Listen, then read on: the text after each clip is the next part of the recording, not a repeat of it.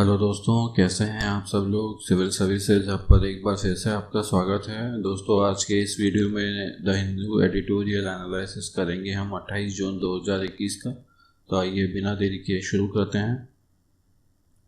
दोस्तों, पहला जो आज का हमारा इमेज रहता है, उस इमेज में आज राम मंदिर को लेकर जो फोटो है वो इमेज छपा है। इस चित्र में जो व्यंग किया गया है राम मंदिर को लेकर, जो ज़मीन खरीदी गई थी और ज़मीन की जो खरीद फरोख्त चल रही है उसको लेकर इस चित्र में व्यंग किया गया है और बताया गया है कि किस प्रकार एक छोटे से प्राइस पर, बहुत ही नॉमिनल प्राइस पर इस ज़मीन को खरीदा गया था और फिर उन्हें बेचे जाने की खबरें आ रही हैं कि वहाँ पर ज़मीन राम मंदिर के नाम पर खरीदी गई थी और बेची गई थी। दोस्तों, आपको ध्यान ही होगा कि राम मंदिर का जो डिसीजन आने के बाद में किस प्रकार एक बड़ी मात्रा में वहाँ पर जो डोनेशन है वहाँ वो इकट्ठा हुआ था। उस डोनेशन का भी अभी तक कोई रिकॉर्ड ऐसा प्रस्तुत नहीं किया गया है कि इसका क्या किया गया है, क्या नहीं किया गया है। उस पैसे का जो कि पब्लिक ने एक मोटिवेशन में रिलीजियसली मोटिवेट होके वो पैसा भेजा था, तो उस पैसे का कोई रिकॉर्ड नहीं है। उस चीज़ को लेकर ऐसे खबरें आ रही हैं कि वहाँ पर जो राम मंदिर से संबंधित जो भी ज़मीन थी वहाँ उन्हें सरकार से या किसी भी तरीके से या डोनेशन के रूप में जो ज़मीन हासिल हुई थी या जो भी चीज़ें जो हासिल हुई थी उन्हें अब बहुत ही ऊंचे दाम पर अब बेचा जा रहा है। और इस प्रकार जो राम मंदिर से जो रिलेटेड लोग हैं उनके द्वारा एक बहुत ही बढ़िया प्रॉफिट यहाँ पर अर्न किया जा रहा है, ऐसी बात कही जा रही है। तो ये सब कुछ चल रहा है राम मंदिर के रियल एस्टेट स्कैम को लेकर। चलिए बढ़ते हैं हमारे डाटा एनालिसिस की तरफ। दोस्तों, इस आज की डाटा एनालिसिस में जो बात कही गई है वो कोविड-19 की जो वैक्सीन है उसके प्रोक्योरमेंट को लेकर बात कही गई है। और जो स्टेट्स का प्राइवेट हॉस्पिटल्स का लेकर और खुद का जो स्टेट का प्रोक्योरमेंट था और जो सेंटर का प्रोक्योरमेंट था उसको लेकर बात की गई है। उसका क्या डाटा रहा है, किस प्रकार स्टेट जो थे उन्होंने खुद के लेवल पे डिसीजन लेकर प्रोक्योरमेंट किया और किस प्रकार जो स्टेट्स थे उन्होंने वहाँ पर प्राइवेट हॉस्पिटल का प्रोक्योरमेंट रहा सबसे ज़्यादा रहा। तो आप देखेंगे जो हाई प्राइवेट प्रोक्योरमेंट था, जो निजी अस्पतालों ने सबसे ज़्यादा प्रोक्योरमेंट किया वैक्सीन का, वो जो सेंट्रली उसका परसेंटेज अगर आप देखेंगे तो केंद्रीय स्तर पर 6.3% रहा। और जो स्टेट ने जो अपने लेवल पे प्रोक्योरमेंट किया है उसका जो परसेंटेज राष्ट्रीय स्तर पर 10.7% था। और 83% जो सप्लाई की गई थी वो सेंटर के द्वारा की गई थी। तो सेंटर के द्वारा 83% सप्लाई की गई और स्टेट के द्वारा 10.7% जो प्रोक्योरमेंट था वो किया गया। और स्टेट के द्वारा जो राष्ट्रीय स्तर पर प्रोक्योरमेंट का एवरेज निकला है वो 6.3% निकला है। तो इस प्रकार यह डाटा केंद्रीय स्तर पर निकल कर आया है। इसके अलावा जो हाई निजी अस्पतालों का खरीद था इस वैक्सीन का, जो 6.3% से 6.3% से ज़्यादा था, वो कई स्टेट यहाँ पे देखने को मिले हैं। जैसे दिल्ली है, दिल्ली में यह रेशियो 24.4% है। तेलंगाना, महाराष्ट्र, कर्नाटका, हरियाणा, वेस्ट बंगाल और अरुणाचल प्रदेश, चंडीगढ़, तमिलनाडु, इन सभी स्टेट का आप देखेंगे जो प्रोक्योरमेंट है, जो राष्ट्रीय परसेंटेज है 6.3, उससे काफ़ी ज़्यादा है। तो यहाँ ये बात देखने को मिलती है कि इन राज्यों में जो खरीद की गई है कोविड-19 वैक्सीन की, वो निजी अस्पतालों के द्वारा ज़्यादा की गई है। जबकि जो स्टेट का रेशियो है खुद का अपने लेवल पे प्रोक्योरमेंट, वो दिल्ली का 11% है, तेलंगाना का 6% है और इनका 9% है। जो राष्ट्रीय जो परसेंटेज है, राष्ट्रीय प्रतिशत है 10.3 का, उससे सिर्फ हरियाणा का ज़्यादा है। बाकी तमिलनाडु का उससे ज़्यादा है। बाकी जो परसेंटेज हैं वो राष्ट्रीय परसेंटेज से भी इन स्टेट्स के लो हैं। लेकिन प्राइवेट हॉस्पिटल्स के द्वारा जो खरीद की गई है वो इसमें ज़्यादा है दिल्ली में। और इन सारी बड़े स्टेट में इन प्रोक्योरमेंट का एक मेन कारण यहाँ पर ये भी है कि जो मेन जो बड़े हॉस्पिटल हैं वो दिल्ली में बहुत ज़्यादा हैं, महाराष्ट्र में बहुत ज़्यादा हैं, और इसी प्रकार जो उनके द्वारा प्रोक्योरमेंट की जाती है वो भी बड़े लेवल पे की जाती है। और यहाँ पे जो लोग रहते हैं वो भी काफ़ी वीआईपी लोग रहते हैं जो प्राइवेट हॉस्पिटल्स को ही प्रेफर करते हैं। तो प्राइवेट हॉस्पिटल्स को प्रेफर करने के कारण उन हॉस्पिटल्स को जो अपनी व्यवस्था है वो पूरी करके रखनी पड़ती है। इसी कारण से वहाँ पर जो परचेज़ है इस वैक्सीन को लेकर वो बहुत ही ज़्यादा हाई लेवल पे किया गया है। दूसरी ओर देखेंगे तो एक मिक्स जो परसेंटेज देखने को मिला है, जहाँ पर ना तो स्टेट के साथ में द्वारा ज़्यादा परसेंट ज़्यादा खरीद की गई है और ना ही उन निजी अस्पतालों के द्वारा ज़्यादा खरीद की गई है। उन स्टेट्स में आप देखेंगे सिक्किम है, सिक्किम के द्वारा जो स्टेट के द्वारा जो इन्हें सहायता दी गई है वो 91% दी गई है। खुद उन्होंने जो परचेज किया है वो 2.6% किया है, और निजी अस्पतालों के द्वारा जो परचेज किया गया है वो 6.2% परचेज किया गया है।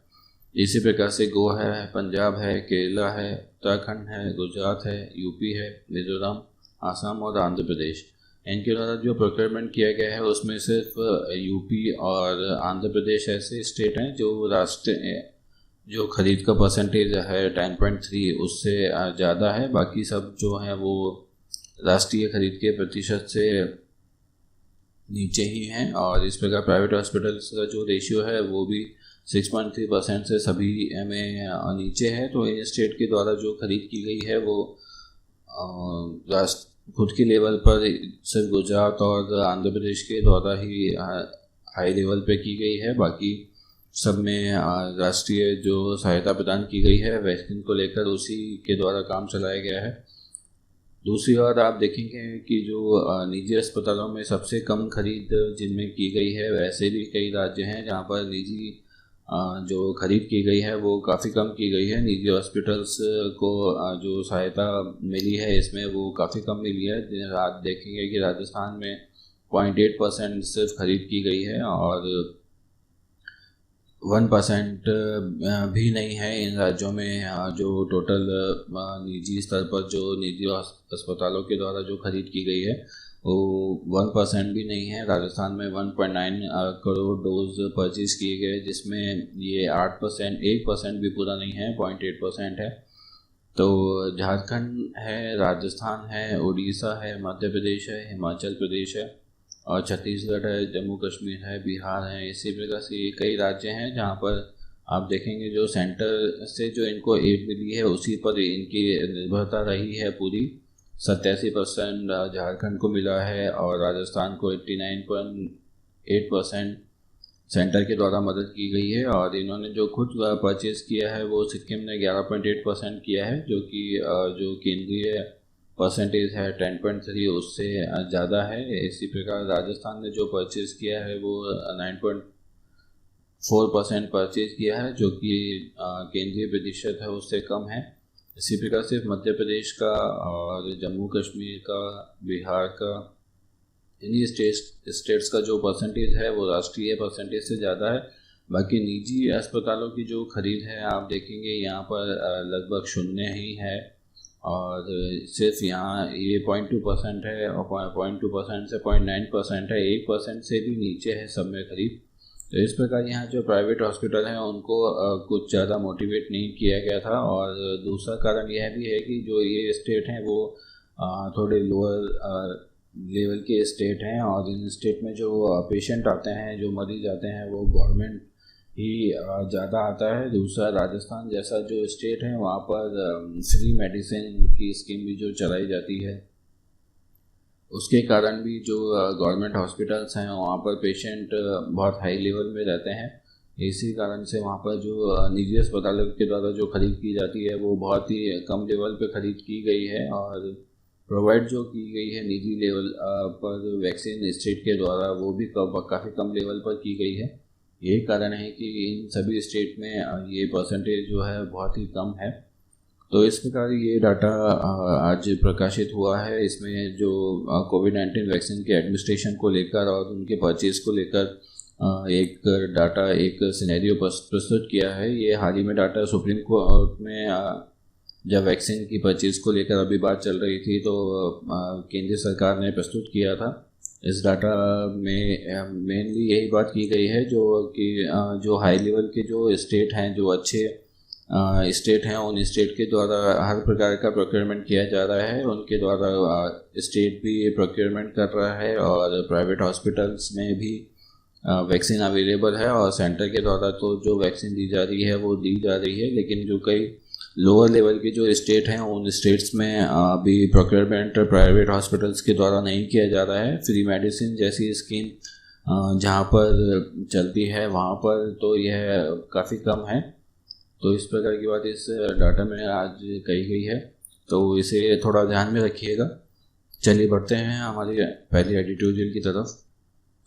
दोस्तों, आपको ध्यान होगा कि अभी हाल ही में जो फाइनेंशियल एक्शन टास्क फोर्स है उसने एक रिपोर्ट जारी करी थी, और उस रिपोर्ट में पाकिस्तान को अप्रिसिएशन मिला था, और उनके द्वारा जो 27 दिशा निर्देशों में जो कार्य किया गया था उसमें एक नंबर की बढ़ोतरी उसके द्वारा बताई गई थी। और ये कहा था कि इस वर्ष जो पाकिस्तान ने कार्य किया है वो थोड़ा बढ़िया किया है, इसलिए उसे जो ग्रे लिस्ट में वो पाकिस्तान को इंक्लूज़न है जो उसे शामिल किया गया है, उससे उसे बाहर आने की जो संभावना थी वो बन गई थी। तो इस प्रकार की बात कही गई थी कि इसे अभी ग्रे लिस्ट में जो रखा जाएगा या नहीं रखा जाएगा, उसकी बात उस चर्चा में चली थी। तो इसी के बारे में ये आर्टिकल है कि जो अभी रिसेंटली एक वापस से जो सर्वे का रिपोर्ट जो जारी किया है फाइनेंशियल एक्शन टास्क फोर्स में, उसमें पाकिस्तान को ग्रे लिस्ट में ही रखने की बात कही गई है, क्योंकि जो नंबर 39 मेंबर्स का जो ग्रुप होता है वो डिसाइड करता है कि ये किस प्रकार जो लिस्ट में मेंबर रहेंगे और कौन लिस्ट से बाहर होगा। उसमें जो एक पॉइंट का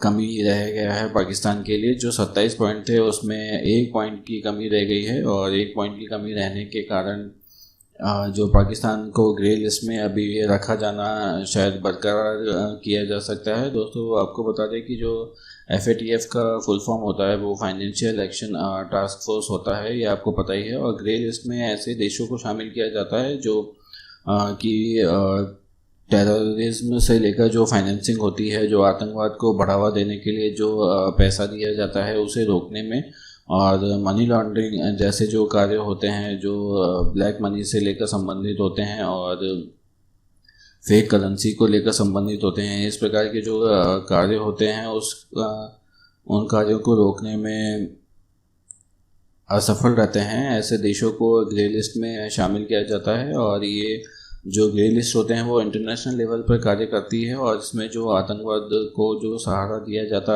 है उसे भी अंतर्राष्ट्रीय स्तर पर ही माना जाता है। और जैसा कि आप जानते हैं कि पाकिस्तान का जो फेलियर रहा है जैश ए मोहम्मद को लेकर, मसूद अहमद अजहर को उन्होंने कई बार गिरफ्तार किया है, लेकिन उसके बाद में उसे वापस से रिहा कर दिया जाता है। तो ऐसी स्थिति में पाकिस्तान का जो नंबर है वो एक्चुअल में नहीं बढ़ पाया है। रिपोर्ट में सिर्फ उसके कार्य को लेकर प्रशंसा की गई थी, उसके एफर्ट को लेकर प्रशंसा की गई थी, लेकिन जो रिक्वायर्ड उनके लिए जो ज़रूरी जो नंबर था वो अभी उन्हें प्राप्त नहीं हुआ है, इसलिए उन्हें अभी भी शायद ग्रे लिस्ट में ही रखा जाएगा।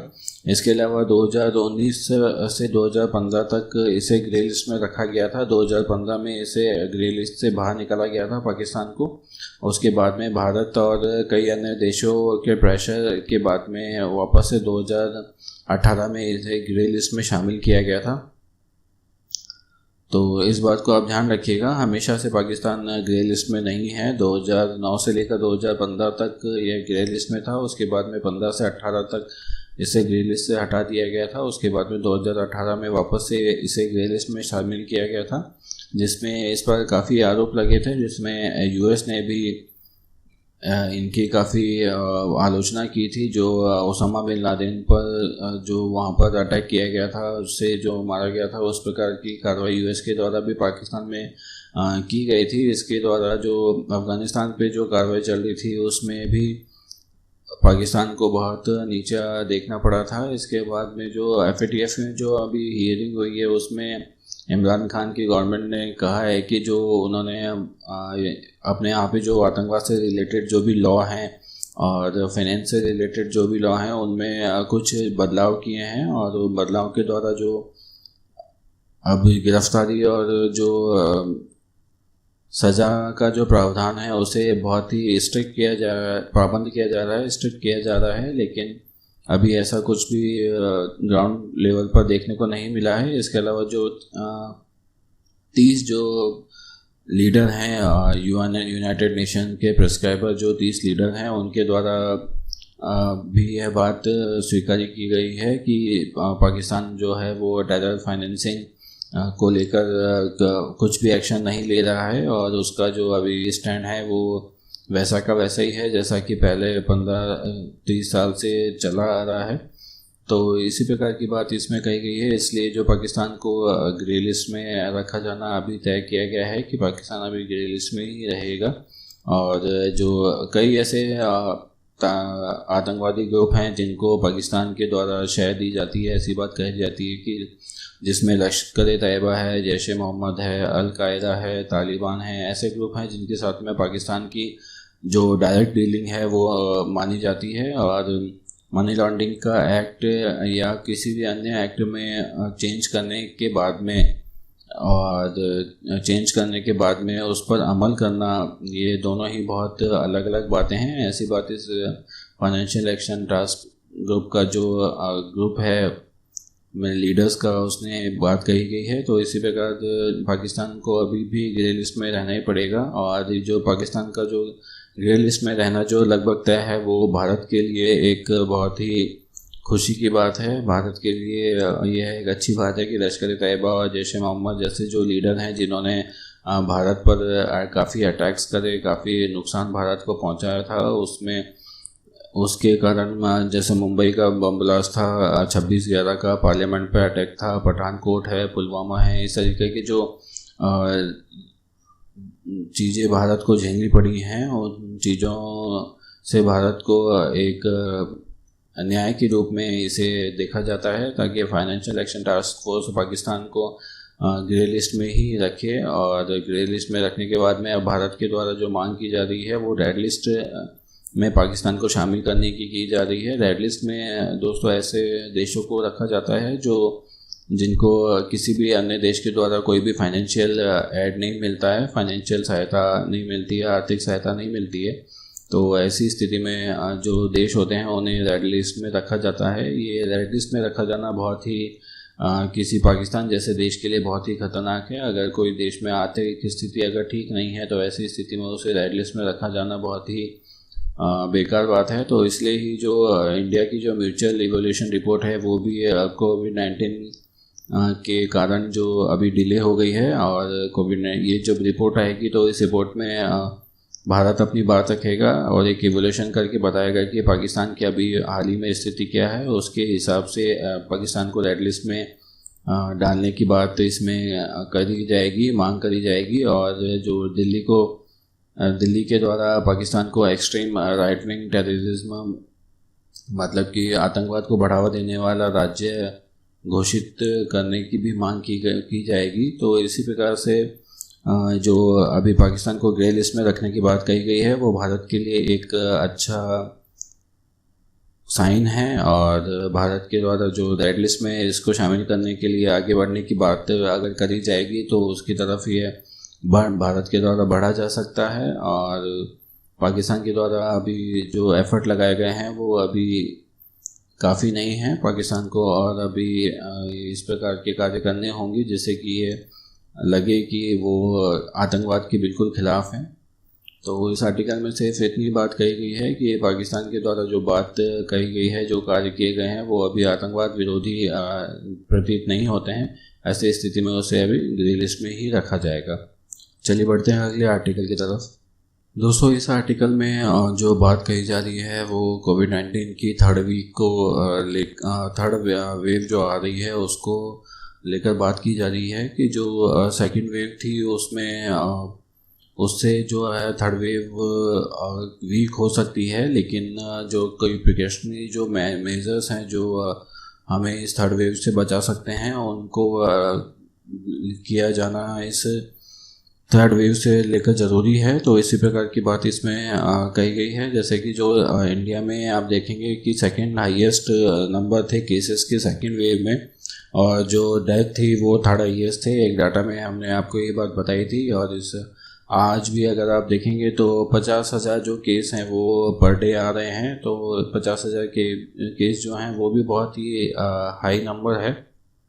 इस प्रकार की बात इसमें बताई गई है। लेकिन ये अभी नंबर हैं वो कम हो रहे हैं, लेकिन कम होने की स्थिति अभी बहुत 50,000 को बहुत नीचे लेवल पे लाने में अभी बहुत काफ़ी समय लगेगा। इस प्रकार से जो सेकेंड वेव है वो कई स्टेट में जो लॉकडाउन की स्थिति है वो अब उसमें शिथिलता भी दी जा रही है। और जो पाबंदियाँ थी वो पाबंदियाँ घटाई जा रही हैं। और जो एक्सपर्ट हैं इस प्रकार से कह रहे हैं कि यही पाबंदियां जो अभी हम घटा रहे हैं यही थर्ड वेव का कारण बनेगी।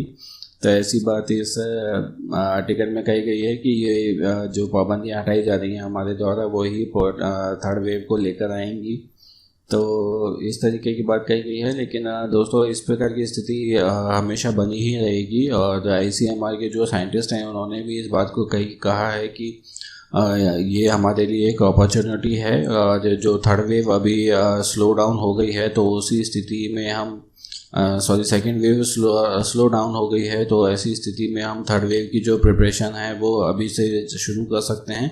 और उस प्रिपरेशन में जो एक्सट्रीम कवरेज है वो वैक्सीनेशन को बढ़ाने की बात इसमें कही गई है। वैक्सीनेशन को हमें बढ़ाना होगा।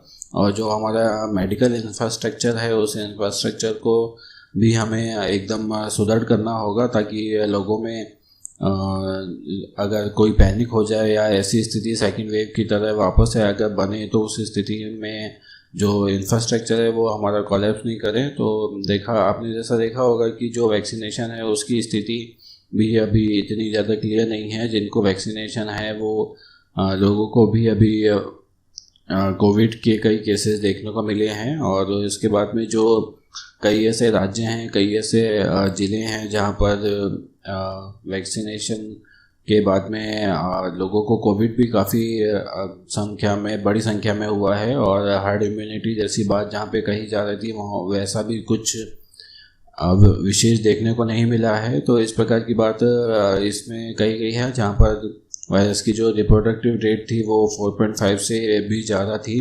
तो ऐसे स्टेट्स में जहाँ पर ऐसी स्थिति बन रही है या बनी है तो उसमें थर्ड वेव से बचाने के लिए उनको ये मेजर्स लेने ज़रूरी होंगे। हमारे देश में जो अभी वैक्सीनेशन किया गया है, जो वैक्सीनेशन का वो कवर है थर्ड वेव से पहले 40% होना ज़रूरी है। जबकि हमारे देश में अभी तक जो वैक्सीनेशन हुआ है उसमें 20% इंडियंस ने ही अभी तक फर्स्ट डोज लिया है। और बहुत ही कम 4% लोग ऐसे हैं जिन्होंने फुली वैक्सीनेटेड हैं, डबल डोज जिन्होंने ले लिया है। सेकेंड डोज भी इन 4% लोगों ने लिया है। तो 4% ही पूरे देश के लोग हैं। हालांकि सेंटर के द्वारा, केंद्र सरकार के द्वारा एडल्ट्स को वैक्सीनेशन दिया जाने की बात 1 मई से ही शुरू कर दी गई थी। लेकिन उसके बाद में जो सेकेंड वेव शुरू हुई उसमें जो मेडिकल इंफ्रास्ट्रक्चर हमारा काफ़ी डाउन हो गया, कोलैप्स हो गया। तो ऐसी स्थिति बनकर आई। तो इस स्थिति में जो एडल्ट्स हैं वो 94.4 करोड़ लोग हैं, इनको वैक्सीनेशन किया जाना एक बहुत ही बड़ा टास्क है।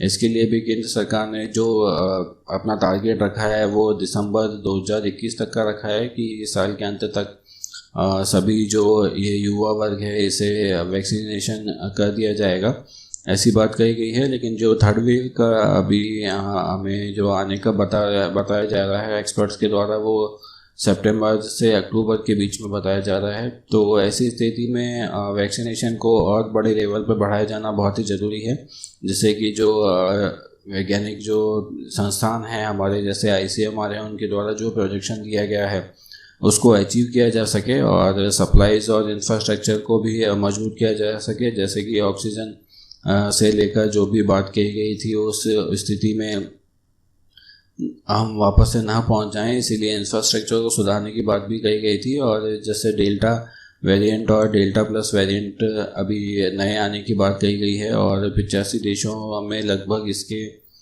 जो केसेस हैं वो मिल गए हैं। तो ऐसी स्थिति में इसमें जो स्पाइक प्रोटीन होता है वो एक लंग्स में वो बाइंड होके और विशेष प्रकार से ऑक्सीजन की जो सप्लाई होती है उसको पाबंद कर देता है, उसको लगभग ख़त्म कर देता है। तो ऐसी स्थिति में जो वैक्सीन हमारी किस प्रकार से उसको रेस्पॉन्ड करेगी, यह भी देखने वाली बात है।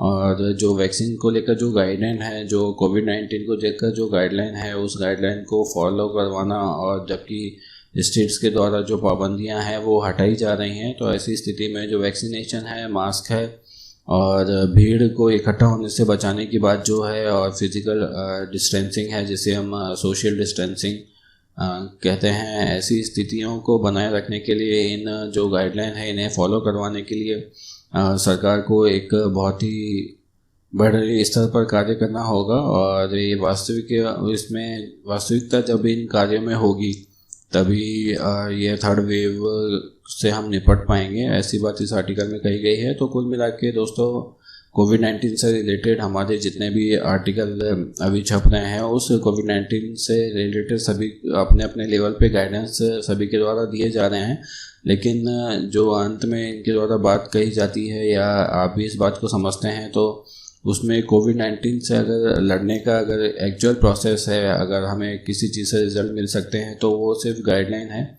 उस गाइडलाइन में मास्क है, वैक्सीनेशन है, आप वैक्सीनेशन ज़रूर करवाइए। कई स्टेट में या कई राज्यों में यह भी रूमर फैला हुआ है कि ये वैक्सीनेशन लोगों की तबीयत ख़राब कर देता है, और जो पुरुषों में है वो नपुंसकता का कारण बनता है। कई स्टेट्स में, कई राज्यों में ऐसे रूमर चल रहे हैं जो कि बहुत ही गलत हैं। ऐसी कोई बात अभी तक नहीं देखने को मिली है। उसके अलावा वैक्सीनेशन के अलावा भीड़ भाड़ का जो इलाका होता है, उस इलाके में भी आप बिना मतलब नहीं जाएं, तो ऐसी स्थिति को आपको बनाए रखना होगा। और जो सोशल डिस्टेंसिंग की बात कही गई है शुरू से, उसको भी आपको बनाए रखना होगा। ये जो 4 मेजर्स हैं, इन 4 मेजर्स के द्वारा ही एक्चुअल में कोविड-19 की स्थिति को हम कंट्रोल कर सकते हैं। इसके अलावा कोई और जो चीज़ नहीं है जो इस कोविड-19 से हमें कंट्रोल कर दिया जाए। अगर वायरस वापस से इसी तरीके से आता रहा और वापस से इसी तरीके से लॉकडाउन होता रहा, तो यह काफ़ी समय तक चलता रहेगा, और फिर उसके बाद में थर्ड वेव के बाद में और काफ़ी चीज़ें आती रहेंगी, 4th आ जाएगी, 5th आ जाएगी।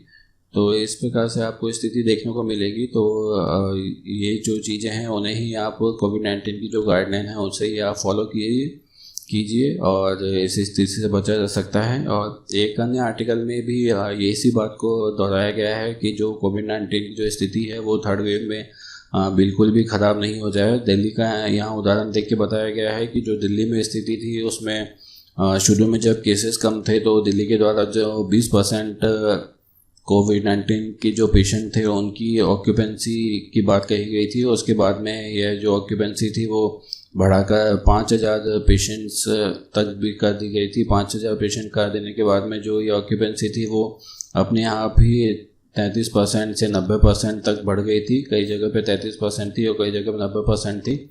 और जो बाद में अनकंट्रोल्ड स्थिति में स्टेट आ गया था और उन्हें अचानक से लॉकडाउन करना पड़ा। और ये जो ऑक्यूपेंसी थी वो दुनिया के जो बड़े देश थे, न्यूयॉर्क जैसे जो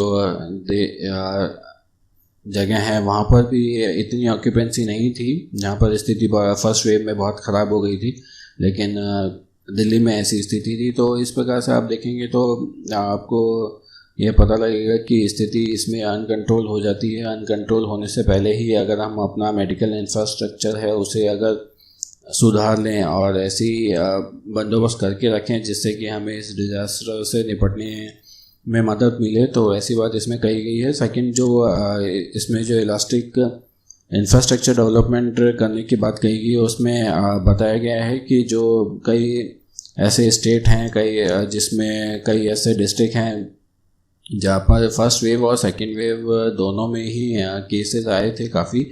और जो कई ऐसे स्टेट हैं, 145 डिस्ट्रिक्ट की इसमें बात की गई है। जो 145 डिस्ट्रिक्ट्स हैं उसमें टोटल कोविड के 75% जो केसेस थे वो आए थे। तो इन्हें अति संवेदनशील क्षेत्र घोषित करने की बात कही गई है। तो इन्हें अति संवेदनशील क्षेत्र अगर घोषित कर देंगे तो अगर थर्ड वेव में कोई भी अगर स्थिति उत्पन्न होती है तो उसके हिसाब से यहाँ पर सारे बंदोबस्त पहले से किए जाने चाहिए। और इन्हीं स्टेट में, इन्हीं राज्यों में अगर बार बार केस आ रहे हैं, क्योंकि यहाँ पे क्राउड बहुत ज़्यादा है तो यहाँ पर केसेस भी बहुत ज़्यादा हैं। केसेस बहुत ज़्यादा होने की स्थिति में जो हर्ड इम्यूनिटी जैसी बात डॉक्टर्स के द्वारा या साइंटिस्ट के द्वारा की जाती है, वैसी स्थिति यहाँ पे डेवलप नहीं हो पा रही है। तो ऐसी स्थिति में जो हमारा इंफ्रास्ट्रक्चर है उसे हमें सुदृढ़ करना होगा। सप्लाई है और जो मेडिकल अवेलेबिलिटी है, जैसे ऑक्सीजन है और वेंटिलेटर हैं, इसे अवेलेबल कराना पड़ेगा, तो ताकि ऐसी स्थिति हमें वापस से देखने को नहीं मिले। दूसरी बात इसमें जो कही गई है वो मोबिलिटी को लेकर कही गई है। जैसा वुहान में जब शुरू में यह केस आए थे तो वुहान ने जो अपनी मेडिकल फैसिलिटी थी कोविड-19 से रिलेटेड, उस मेडिकल फैसिलिटी को बिल्कुल ही दूसरी जगह पे, सुनसान जगह पे शिफ्ट कर दिया गया था। ऐसी स्थिति भी हमारे देश में बन सकती है और अगर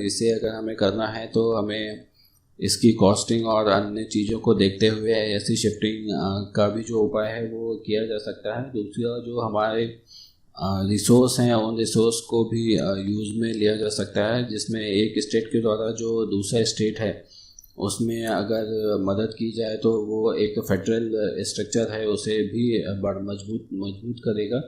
जैसा कि उड़ीसा के द्वारा महाराष्ट्र की मदद की गई थी और उसके द्वारा ऑक्सीजन सप्लाई की गई थी। ऐसी स्थिति अगर बने देश में तो आपसी मदद से भी इस स्थिति से हम लोग उभर सकते हैं।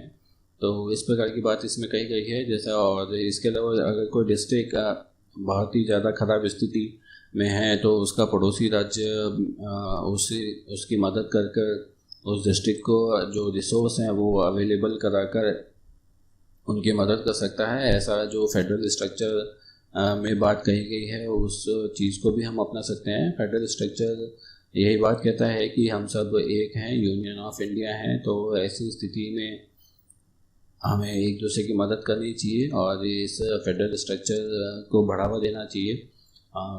तो इस प्रकार की बात कोविड-19 से रिलेटेड इन आर्टिकल्स में कही गई है।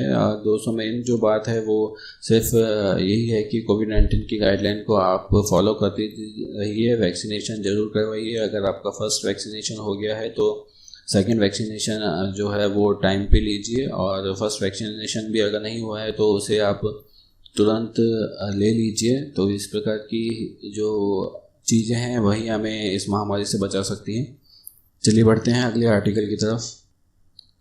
दोस्तों, इस आर्टिकल में जो बात कही गई है वो हाल ही में 24 जून को जो कश्मीर के जो लीडर्स हैं उनके द्वारा और सेंट्रल गवर्नमेंट के द्वारा, जो प्रधानमंत्री जी के द्वारा जो मीटिंग करी गई थी उसके संदर्भ में यह बात कही गई है कि जो ये मीटिंग करी गई थी वो अभी 24 जून को कश्मीर के लीडर्स को बुलाकर करी गई थी। इस मीटिंग का कोई भी मेन एजेंडा नहीं था और यह मीटिंग मोर और लेस पॉलिटिकली मोटिवेटेड थी कि किस प्रकार बीजेपी के द्वारा जो इन लीडर्स को यह बताया जाए कि वो क्या सोचते हैं और उन्हें कश्मीर का आगे क्या करना है, पॉलिटिकली उसे कैसे सेट करना है। इस प्रकार की बात इस मीटिंग में हुई होगी, ऐसी बात इनके द्वारा इस आर्टिकल में कही गई है। और मोर और लेस जो ये सेंट्रल गवर्नमेंट का जो मूव है वो एक क्लेवर पॉलिटिकल मूव बताया गया है और उनके द्वारा कहा गया है कि शुरू में जो कश्मीर का जो स्टेटहुड, जो राज्य का उनका स्टेटस था, इस तरह उसे वापस ले लिया गया था और उसे एक यूनियन टेरिटरी बना दिया गया था। ये एक बहुत ही अच्छा पॉलिटिकल मूव केंद्र सरकार के द्वारा लिया गया था, जिससे कि बाद में जो अन्य जो लीडर हैं वो जब भी राज्य का जो स्तर है उन्हें वापस से प्रदान करने के लिए जो भी शर्तें रखेंगे उन्हें केंद्र सरकार के हिसाब से ही माना जाएगा। और लाइन ऑफ कंट्रोल के ऊपर जो अभी चल रहा था स्थिति, उसमें आर्टिकल 370 रिमूव करने के बाद में जो दो प्रकार की पाबंदियां जम्मू एंड कश्मीर पर लगाई गई थी। एक तो नेशनल लॉकडाउन ये हाल ही में 2020 और 2021 में चल रहा था और 2019 में इन्हें जो पाबंद किया गया था, नेट का लॉकडाउन किया गया था, जो कि पूरे विश्व का सबसे लंबा नेट का लॉकडाउन था। इस प्रकार का कार्य किया गया था। तो अब अगर इस स्थिति में अगर राज्य का जो दर्जा है वो अगर वापस से अगर प्राप्त करना चाहते हैं वहाँ के जो लीडर्स हैं तमाम, और वो तो उन्हें नेगोशिएशन करने की स्थिति में आना पड़ेगा बीजेपी के साथ में, और ये बीजेपी के लिए एक फ़ायदेमंद बात होगी, और इसलिए इसे एक पॉलिटिकल मूव बताया गया है। इसके अलावा जो बीजेपी को इससे फ़ायदा पहुंचेगा वह फ़ायदा भी यहाँ पे देखा गया है कि इस मीटिंग में जो फ़ायदा है वो बीजेपी को लेकर ही हुआ है। बीजेपी ने जो अभी बात कही गई है, तो कुल मिला के जो इस मीटिंग को एक पॉलिटिकल मूव बताया गया है, और इसके द्वारा जो जो भी रिजल्ट निकलेगा वो पॉलिटिकली निकलेगा। और इसी प्रकार की बात कही गई है। कश्मीर का जो उद्धार होने की बात इसमें कही गई है वो अभी बहुत दूर बताया जा रहा है, जो कि इसमें मेन चैलेंज है कि कश्मीर में लाइन ऑफ कंट्रोल जो है उसे कैसे सुधारा जाएगा, और वहाँ पर जो गवर्नमेंट है वो गवर्नमेंट किस प्रकार से चलाई जाएगी। अगर वहाँ पे यूनियन टेरिटरी रहती है तो वहाँ पे जो सेंटर का पावर रहेगा, और अगर जो केंद्र सरकार के द्वारा जो शर्तें रखी जाती हैं उन शर्तों को अगर वहाँ के लीडर्स के द्वारा, वहाँ के नेताओं के द्वारा मान लिया जाता है, जो कि 14 पार्टियों के नेताओं को वहाँ पे बुलाया गया था, उनके द्वारा अगर मान ली जाती है तो उन्हें राज्य का दर्जा भी दिया जा सकता है। ऐसी स्थिति में अगर कोई फ़ायदे की बात होगी तो वो सिर्फ बीजेपी के लिए होगी। तो कुल मिलाकर ये जो मीटिंग थी उसे राजनीतिक मीटिंग बताया गया है, जबकि वह राज्य कश्मीर के लोगों के हिसाब से, कश्मीर के लोगों के लिए या देश के अन्य जनता के हिसाब से वो JNK के भले के लिए मीटिंग करी गई थी, उसमें स्थिति सुधार के लिए मीटिंग करी गई थी। तो ऐसी बात इस आर्टिकल में कही गई है। चलिए बढ़ते हैं अगले आर्टिकल की तरफ। दोस्तों इस आर्टिकल में जो LGBTQ जो माइनॉरिटीज़ हैं, जिसमें लेस्बियंस आती हैं और गे आते हैं, बाइसेक्सुअल होते हैं, ट्रांसजेंडर होते हैं, ये सभी लोग इस कम्युनिटी में शामिल होते हैं, जैसे कि LGBTQ+ कम्युनिटी होती हैं, और भी जो सेक्सुअली ओरिएंटेड लोग होते हैं वो इस कम्युनिटी में आते हैं। उनके जो राइट्स हैं उन राइट्स को अभी भारत में प्रॉपरली दिया नहीं गया है। उस राइट्स के बारे में बात की गई है। इसमें एक उदाहरण भी दिया गया है कि हाल ही में गूगल डूडल पर एक व्यक्ति के बारे में बहुत चर्चा थी, जिसका नाम डॉक्टर फ्रैंक कैमिनी था। वो एक एस्ट्रोनॉमर थे और एक बहुत ही प्रसिद्ध अमेरिकन एस्ट्रोनॉमर थे। वो एक गे एक्टिविस्ट थे, जो अमेरिका में सेक्सुअल ओरिएंटेशन को लेकर जो साइकेट्रिक एसोसिएशन थी, उन्होंने बाइसेक्सुअल लोगों को एक मेंटल डिसऑर्डर के रूप में प्रोनाउंस किया था। उसके विरोध में इन्होंने बहुत ही बड़ा धरना प्रदर्शन किया था, और जो वहाँ की LGBTQ जो कम्युनिटी थी वो एक्टिव हुई थी, और उन्होंने बढ़ चढ़ कर इसमें हिस्सा लिया था, और वहाँ पर उन्हें राइट मिला था। इस प्रकार की बात यहाँ कही गई है कि जो भारत का जो संविधान है उस संविधान के द्वारा इस प्रकार के लोगों के लिए कोई भी बात नहीं कही गई है, और जितने भी यहाँ पर इस कम्युनिटी को जो राइट्स मिले हैं वो कोर्ट के द्वारा ही दिए गए हैं, जुडिशियरी के द्वारा ही दिए गए हैं। यहाँ के जो नेता हैं, जो लेजिस्लेटर हैं, जो कानून बनाने वाले लोग हैं, उनको उनके द्वारा इस कम्युनिटी को कुछ भी नहीं दिया गया है। ऐसी बात इस आर्टिकल में कही गई है। तो जो आर्टिकल 377 था सेक्सुअल ओरिएंटेशन को लेकर, वो अभी IPC का कोर्ट ने ही उसे स्ट्रक डाउन किया है, कोर्ट ने ही उसे हटाया है, और लेजिस्लेटर के द्वारा इस पर कोई भी कार्रवाई नहीं की गई थी। ऐसी बात इसमें कही गई है। तो आप देखेंगे कि इस प्रकार के कई केस हैं, जैसा कि नाज फाउंडेशन को लेकर केस है वो हुआ था, तो उसमें भी इस प्रकार के राइट की बात की गई थी। आर्टिकल 377 को हटाया गया था। होमोसेक्सुअल्स थे, उन्हें अपने हिसाब से सेक्सुअल ओरिएंटेशन रखने की बात इसमें कही गई थी। इस प्रकार की काफ़ी जो केसेस हैं वो भारत में हुए हैं, लेकिन किसी भी लॉ को बनाकर इनको राइट देने की बात नहीं कही गई है। हालांकि काफ़ी सारे ऐसे एजुकेशनल और